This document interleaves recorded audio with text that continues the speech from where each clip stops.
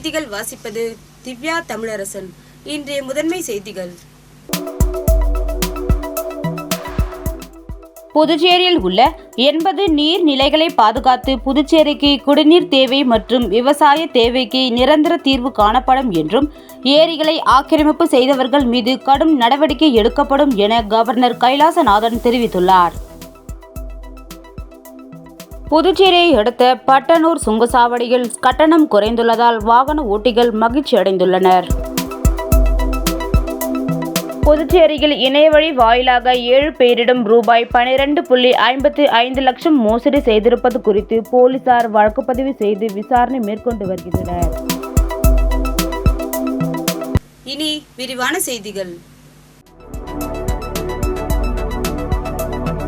புதுச்சேரியில் உள்ள 80 நீர்நிலைகளை பாதுகாத்து புதுச்சேரிக்கு குடிநீர் தேவை மற்றும் விவசாய தேவைக்கு நிரந்தர தீர்வு காணப்படும் என்றும் ஏரிகளை ஆக்கிரமிப்பு செய்தவர்கள் மீது கடும் நடவடிக்கை எடுக்கப்படும் என கவர்னர் கைலாசநாதன் தெரிவித்துள்ளார். புதுச்சேரி கவர்னர் கைலாசநாதன் இன்று கோர்க்காடு ஏரியை பார்வையிட்டு ஆய்வு மேற்கொண்டார். அப்பொழுது அங்கு கூடியிருந்த பொதுமக்கள் தங்களது குறைகளை கவர்னரிடம் தெரிவிக்க விடாமல் காவல்துறையினர் தடுத்து நிறுத்தினர்.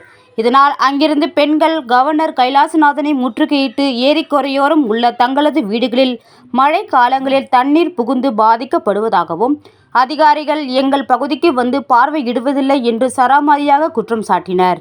மேலும் மின் கட்டண உயர்வை ரத்து செய்ய வேண்டும், நியாய விலை கடைகளை திறக்க வேண்டும் என தெரிவித்தனர். இதனால் அங்கு சிறிது நேரம் பரபரப்பு ஏற்பட்டது. அதைத் தொடர்ந்து செய்தியாளர்களிடம் ஆளுநர் கைலாசநாதன் பேசுகையில், புதுச்சேரியில் உள்ள நீர்நிலைகளை தொடர்ந்து ஆய்வு செய்து வருகிறோம். புதுச்சேரியில் உள்ள 80 நீர்நிலைகளை பாதுகாத்து புதுச்சேரிக்கு குடிநீர் தேவை மற்றும் விவசாய தேவைக்கு நிரந்தர தீர்வு காணப்படும். ஏரிகளை ஆக்கிரமிப்பு செய்தவர்கள் மீது கடும் நடவடிக்கை எடுக்கப்படும் என்றார்.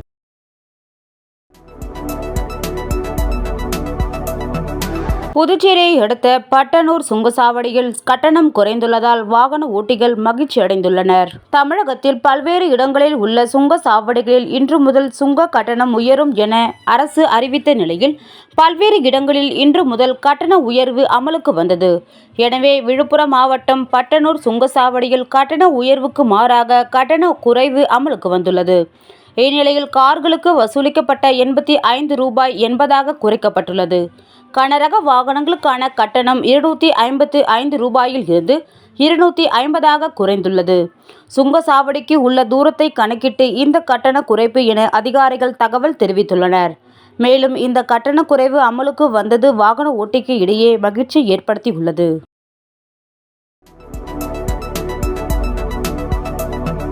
புதுச்சேரியில் இணையவழி வாயிலாக 7 பேரிடம் ரூபாய் 12.55 லட்சம் மோசடி செய்திருப்பது குறித்து போலீசார் வழக்கு பதிவு செய்து விசாரணை மேற்கொண்டு வருகின்றனர். புதுச்சேரி ஜவஹர் நகரை சேர்ந்தவர் கவிதா. இவரை கைபேசியில் தொடர்பு கொண்ட மர்ம நபர்கள் இணையத்தில் முதலீடு செய்தால் அதிக லாபம் ஈட்டலாம் என கூறியதை நம்பி கவிதா பல தவணைகளில் ரூபாய் 7.30 லட்சத்தை முதலீடு செய்துள்ளார். தட்டாஞ்சாவடியை சேர்ந்தவர் பாக்யராஜ் ரூபாய் 1.12 லட்சம், புதுச்சேரியை சேர்ந்த கலைவாணியிடம் ரூபாய் 1.23 லட்சமும், பிரமிளாவிடமும் ரூபாய் 88,000, அரியூரை சேர்ந்த ஆனந்திடம் ரூபாய் 25,000, PN பாளையத்தை சேர்ந்த சுபாஷிடம் ரூபாய் 26,000, முத்தியால்பேட்டையை சேர்ந்த முபாரக்கிடம் ரூபாய் 51,000 இணைய வழியில் மர்ம நபர்கள் மோசடி செய்துள்ளனர். இது குறித்த பாதிக்கப்பட்டவர்கள் அளித்த புகார்களின் பேரில் புதுச்சேரி இணையவழி குற்றப்பிரிவு போலீசார் வழக்கு பதிவு செய்து விசாரித்து வருகின்றனர்.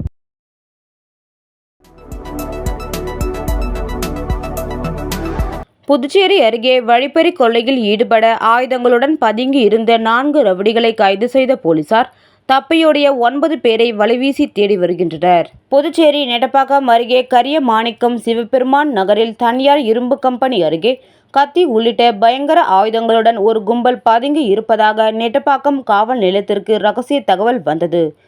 இன்ஸ்பெக்டர் கீர்த்திவனுமன், சப் இன்ஸ்பெக்டர் வீரபத்திரன் தலைமையிலான போலீசார் சம்பவ இடத்திற்கு விரைந்து சென்று அந்த கும்பலை மடக்கி பிடிக்க முயன்றனர். அதில் 4 பேரை போலீசார் மடக்கி பிடித்தனர். 9 பேர் தப்பியோடினர். விசாரணையில் அவர்கள் அரியாங்குப்பம் அந்தோனியர் கோவில் வீதியை சேர்ந்த John Daniel, Bharathi Nagar Satishkumar, Arundhathipuram Sudarsanan, Villianur bypass ரோட்டை சேர்ந்த தமிழ்ச்செல்வன் ஆகியோர் என்பதும் 4 பேர் மீதும் கொலை மற்றும் கொலை முயற்சி வழக்குகள் இருப்பதும் தெரிய வந்தது. மேலும் அரியாங்குப்பத்தில் நடந்த பாண்டியன் கொலை வழக்கில் சிக்கியுள்ள நால்வரும் வழக்கு விசாரணைக்கு பணம் தேவைப்பட்டதால் கூட்டு கொள்ளையில் ஈடுபட திட்டமிட்டு காத்திருப்பது தெரியவந்தது. நால்வரையும் போலீசார் கைது செய்து கோர்ட்டில் ஆஜர்படுத்தி சிறையில் அடைத்தனர். தப்பியோடிய 9 பேரை போலீசார் தேடி வருகின்றனர். கூனிமுடக்கு பகுதியில் அமைந்துள்ள ஆதி கைலாயநாதர் தியான திருக்குடலில் தேய்பிறை சனி பிரதோஷ வழிபாடு நடைபெற்றது. புதுச்சேரி மாநிலம் கூனிமுடக்கு அருகே உள்ள தமிழக பகுதியான வழுதாவூர் சேரன் நகர் பகுதியில் எழுந்தருளி இருக்கும் ஆதி கைலாசநாதர் தியான திருக்குடலில் நேற்று மாலை தேய்பிறை சனி பிரதோஷ வழிபாடு நடைபெற்றது. முன்னதாக சுவாமிற்கு பால், தயிர், இளநீர், சந்தனம், விபூதி, பஞ்சாமிர்தம், பன்னீர் உள்ளிட்ட பல்வேறு திரவியங்களால் அபிஷேகம் நடைபெற்றது. தொடர்ந்து உலக நன்மை வேண்டி நடைபெற்ற கூட்டு வழிபாட்டில் திரளான பக்தர்கள் கலந்து கொண்டனர். அதைத் தொடர்ந்து சுவாமிக்கு பூஜைகள் செய்யப்பட்டு மகா தீபாராதனை காண்பிக்கப்பட்டது. இதில் பக்தர்கள் திரளானோர் கலந்து கொண்டு சுவாமி தரிசனம் செய்தனர். தொடர்ந்து விழாவில் கலந்து கொண்ட பொதுமக்கள் அனைவருக்கும் அன்னதானம் வழங்கப்பட்டது. அதைத் தொடர்ந்து சிவலிங்கம் சுவாமிக்கு எதிரில் நந்திக்கு பதிலாக அமைந்துள்ள பீடத்தில் பக்தர்கள் அமர்ந்து தியானம் மேற்கொண்டு இறை அருளை பெற்றனர். இந்த நிகழ்ச்சிக்கான ஏற்பாட்டினை ஆலய நிர்வாகி சிவத்திரு சிவனடியார் கலியுக பெருமாள் மற்றும் ஆலய குழு தலைவர் உட்பட ஆலய குழு நிர்வாகிகள் ஆகியோர் சிறப்பாக செய்திருந்தனர்.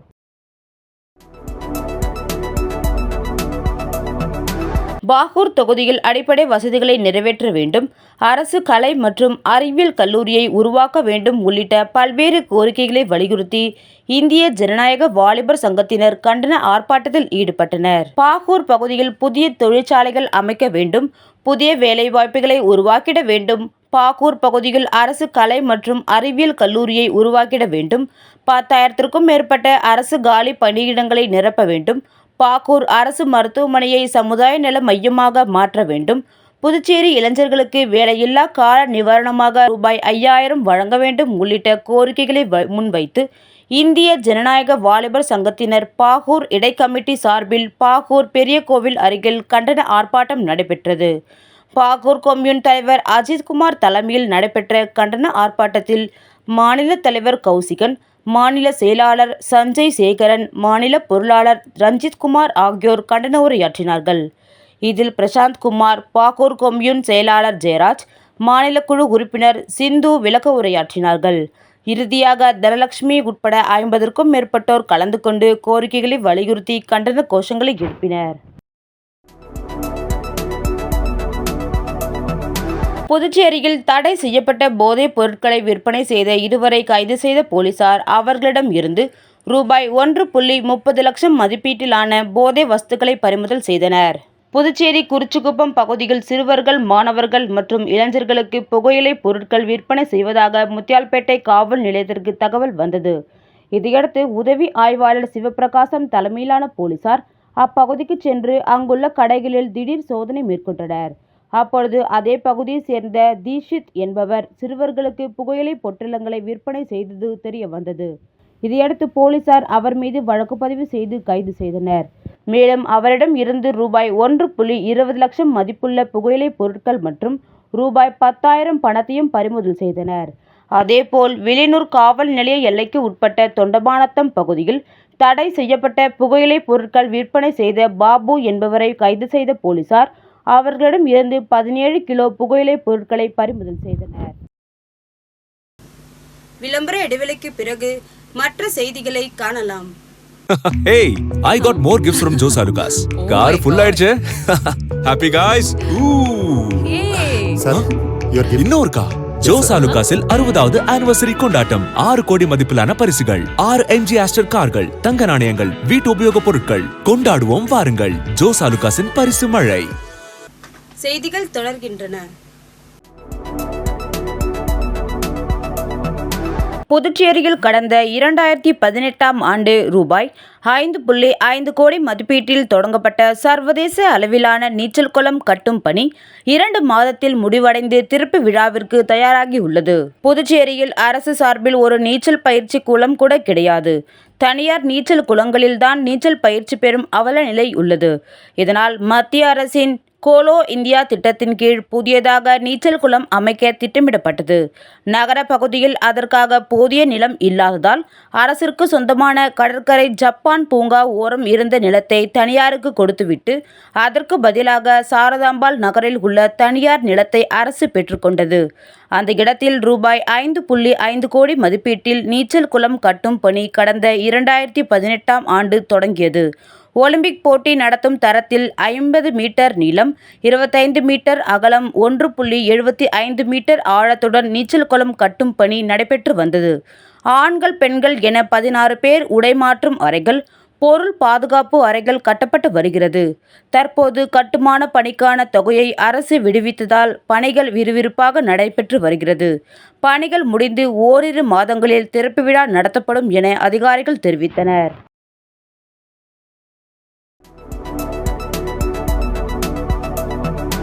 புதுச்சேரியில் மாத தவணை செலுத்தாத வாடிக்கையாளரை அடித்து கை விரல்களை முறித்த பைனான்ஸ் கம்பெனி ஊழியரின் செயல் புதுச்சேரியில் அதிர்ச்சியை ஏற்படுத்தியுள்ளது.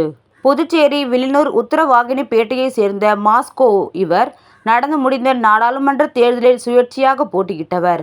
இவரது மனைவி பரமேஸ்வரி கடந்த 2 வருடங்களுக்கு முன்பு புதுச்சேரி எக்விடாஸ் என்ற தனியார் பைனான்ஸ் நிறுவனத்தில் 60,000 ரூபாய் கடன் பெற்றுள்ளார். அந்த கடனை அவர் மாதந்தோறும் 3,000 ரூபாய் தவணை என்று சுமார் 2 வருடங்கள் வட்டியுடன் சேர்த்து கடனை செலுத்தி வந்துள்ளார். மீதமுள்ள 3,000 ரூபாய் செலுத்த வேண்டி இருந்துள்ளது. இன்று பைனான்ஸ் கம்பெனி ஊழியர் இளம்பிரியன் என்பவர் பரமேஸ்வரி வீட்டிற்கு சென்று மீதமுள்ள 3,000 ரூபாய் பாக்கியை கேட்டுள்ளார். தன்னிடம் தற்போது பணம் இல்லை, 2 நாட்கள் அவகாசம் கொடுங்கள், செலுத்தி விடுகிறேன் என்று வாடிக்கையாளரான பரமேஸ்வரி கேட்டதாக கூறப்படுகிறது. ஆனால் அதனை ஏற்க மறுத்த பைனான்ஸ் நிறுவன ஊழியர் இளம்பெரியன் பரமேஸ்வரியை தகாத வார்த்தைகளால் திட்டியும் அசிங்கப்படுத்தியதாக தெரிகிறது.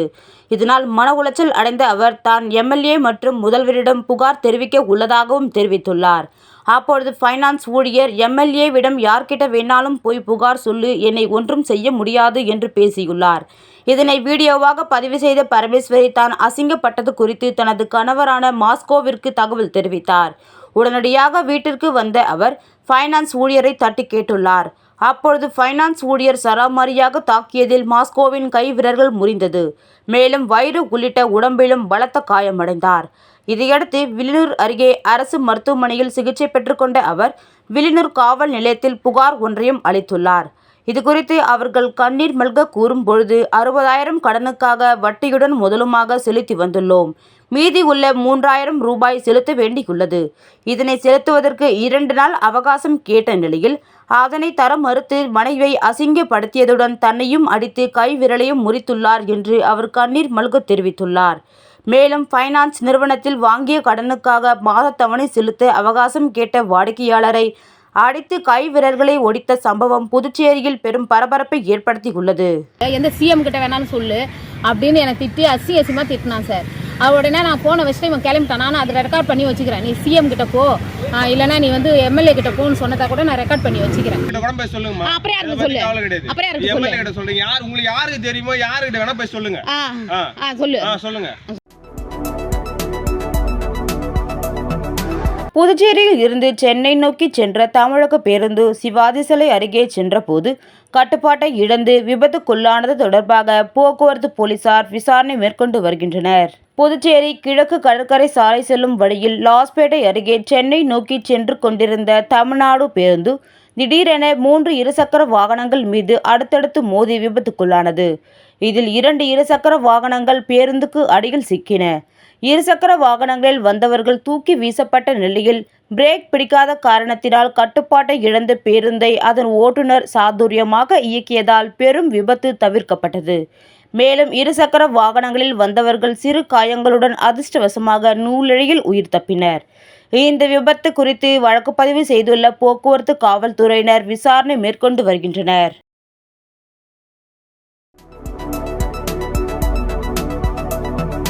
திரிவேணி நகர் அருள்மிகு ஸ்ரீ திரிபுர சுந்தரி உடனுரை ஸ்ரீ திருவேணீஸ்வரர் ஆலயத்தில் தேய்பிறை சனி பிரதோஷ வழிபாடு வெகு சிறப்பாக நடைபெற்றது.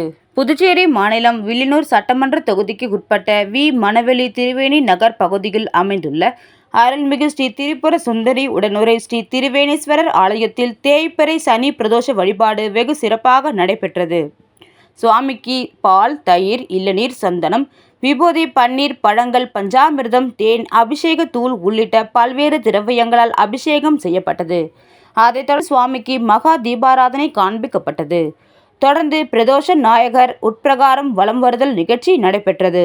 இதில் சுற்று வட்டாரத்தை சேர்ந்த திரளான பக்தர்கள் கலந்து கொண்டு சுவாமி தரிசனம் செய்தனர்.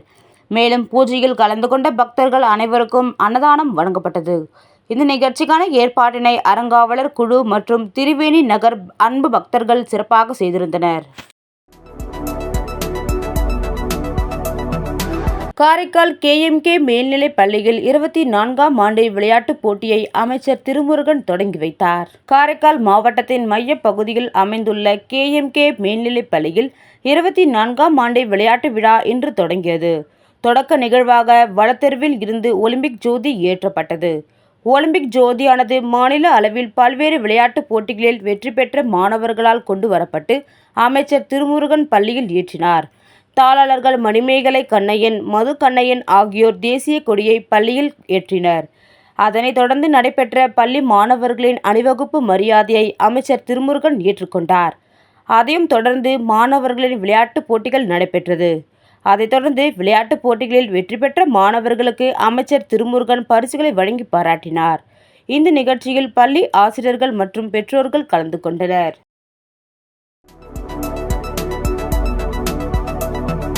குடியிருப்பு பாளையம் தாங்கல் ஏரி வாய்க்காலில் பனை விதை நடும் நிகழ்ச்சியை சட்டமன்ற உறுப்பினர் லட்சுமிகாந்தன் தொடங்கி வைத்தார். பூரணாங்குப்பம் தனசுந்தராம்பாள் சேரிட்டபிள் சொசைட்டி தனியாகவும் பல்வேறு சமூக அமைப்புகளுடன் இணைந்தும் புதுச்சேரி முழுவதும் ஏரிக்கரை மற்றும் ஏரி வாய்க்கால்களில் பனை விதை நடவு செய்வதை சமூக பணியாக ஆண்டுதோறும் செய்து வருகின்றனர். பிரான்ஸ், சிங்கப்பூர் உள்ளிட்ட வெளிநாட்டவரும் அவரது பணியை பாராட்டி வருகின்றனர். இதன் ஒரு பகுதியாக Puranankuppam Dhanasundarambal charitable society, Chennai Gayathri charities மற்றும் ரெயின் மழைத்துளி உயிர்த்துளி உதவியுடன் பனை விதை நடும் நிகழ்ச்சி ஏம்பலம் தொகுதி குடியிருப்பு பாளையம் தாங்கல் ஏரி வாய்க்கால் கரைகளில் நடைபெற்றது. இதில் சட்டமன்ற உறுப்பினர் லட்சுமிகாந்தன் கலந்து கொண்டு நிகழ்ச்சியை தொடங்கி வைத்தார். பூரணாங்குப்பம் ஆனந்தன் தலைமையில் நடைபெற்ற இந்த நிகழ்ச்சியில் மண்ணுக்கும் விண்ணுக்கும் மக்களுக்கும் சமூக அமைப்பின் மகேந்திர வேலவன் குழுவினர், தன்னார்வலர்கள் ஸ்டீபன் ராயப்பா, ஹேமலதா, சமூகம் சரவணன், சிவச்சந்திரன், பாலச்சந்தர், வண்டி முத்து சதீஷ், ரவிச்சந்திரன், எழில், கோபிநாத், சிவகுமார், ஜூஸ் ராமலிங்கம், மாணவி சமீக்ஷா ஆகியோர் முன்னிலையில் நடைபெற்ற இந்த நிகழ்ச்சியில் குடியிருப்பு பாளையம் கிராம பஞ்சாயத்து நிர்வாகிகள் பலர் கலந்து கொண்டு சுமார் 2500 பனை விதைகளை நடவு செய்தனர்.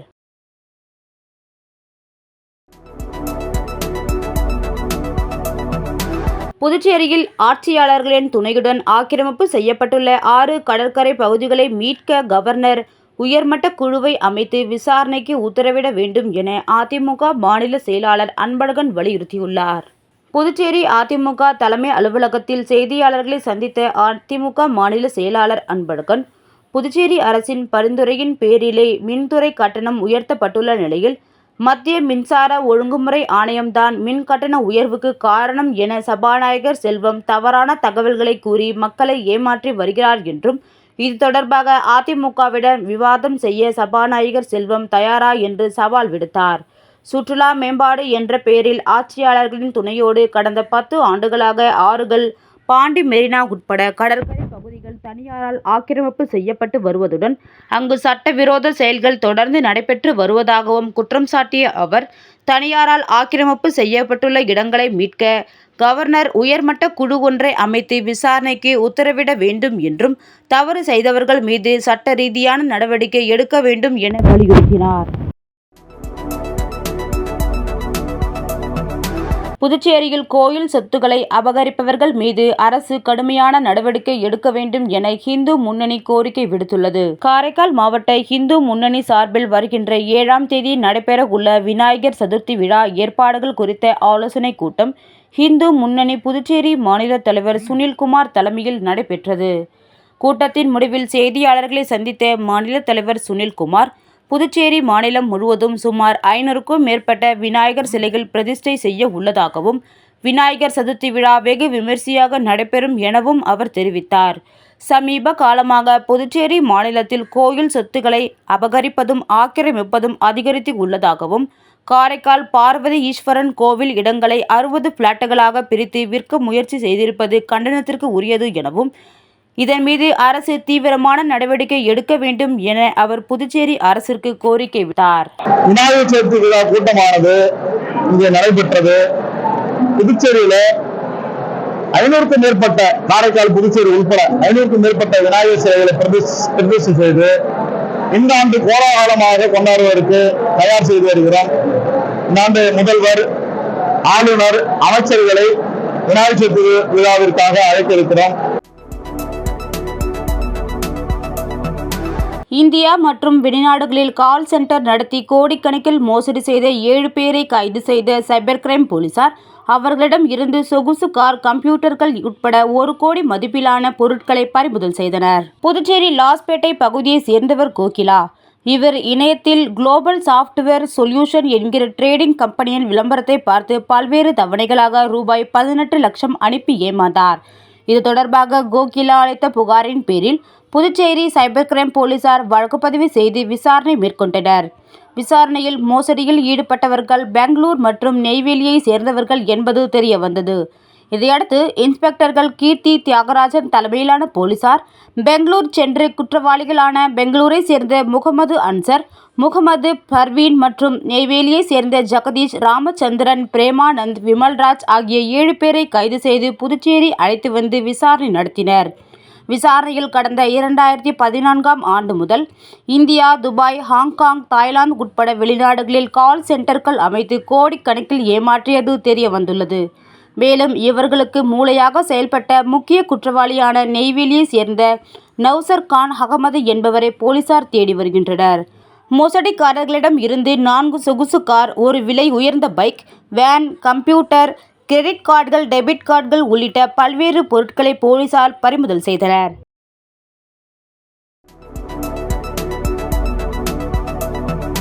முன்னாள் சட்டமன்ற உறுப்பினர் தீப்பாஞ்சான் பிறந்தநாள் விழாவை முன்னிட்டு புதுவை மாநில கட்டட தொழிலாளர்கள் சங்க தலைவர் தீர்த்தமலை ஏற்பாட்டில் ஊசூடு தொகுதி கல்மேடுபட்டில் நலத்திட்ட உதவிகள் வழங்கப்பட்டது.